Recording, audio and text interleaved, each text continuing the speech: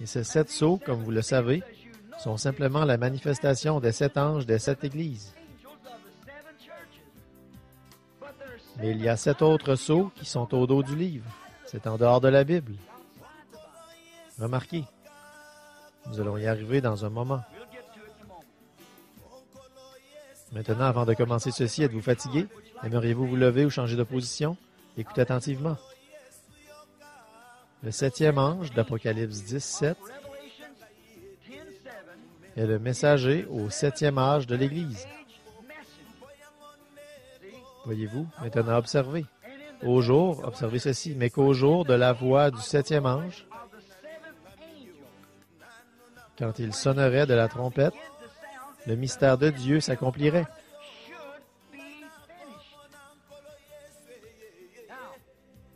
Ce messager ici, le 7e ange, proclame son message à l'Église de Laodicée.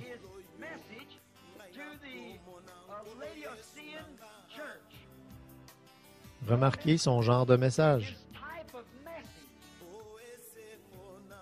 Or, cela ne s'adressait pas au premier ange, deuxième ange, troisième, quatrième, cinquième, sixième, mais c'est le 7e ange qui avait ce genre de message.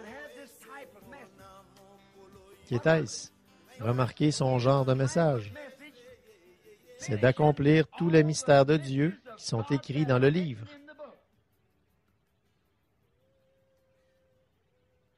Le 7e ange met fin à tous les mystères qui sont restés en suspens dans toutes ces organisations et dénominations.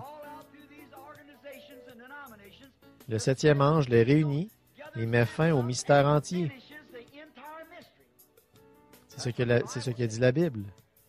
Il met fin au mystère du livre écrit.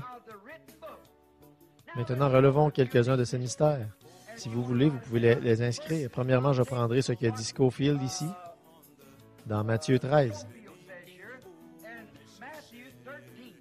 Si vous voulez en inscrire certains, si vous n'avez pas de Bible Scofield, vous voudrez peut-être lire ce que sont, d'après lui, certains des mystères.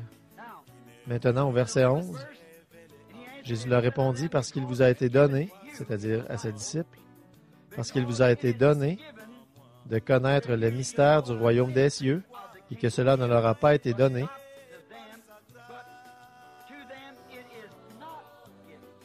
Les mystères. Voici ce qu'est un mystère. Un mystère dans l'Écriture est une vérité qui a été préalablement cachée et qui est maintenant révélée divinement, mais à laquelle reste toujours attaché un élément surnaturel malgré la révélation. Les plus grands mystères et les grands mystères sont, numéro 1, le mystère du royaume des cieux. C'est celui dont nous sommes en train de parler maintenant, Matthieu 13, 3 à 15. Le deuxième mystère est le mystère de l'aveuglement d'Israël pendant cet âge, Romains 11, 25, avec le contexte. Le troisième mystère est le mystère de la translation des saints vivants à la fin de cet âge. 1 Corinthiens 15 et aussi 1 Thessaloniciens 4, 14 à 17. Le quatrième mystère, c'est celui de l'Église du Nouveau Testament formant un seul corps, composé à la fois de Juifs et de gentils. Éphésiens 3, 1 à 11. Romains 16, 25 et aussi Éphésiens 6, 19. Colossiens 4, 3. Le cinquième mystère, c'est celui de l'Église en tant qu'épouse de Christ. Éphésiens 5, 28 à 32. Le sixième mystère, c'est celui du Christ vivant, étant le même hier, aujourd'hui, éternellement. Galates 2, 20 et Hébreux 13, 8 et de nombreux autres passages semblables. Le septième mystère, c'est celui de Dieu, soit de Christ, en tant que plénitude incarnée de la divinité,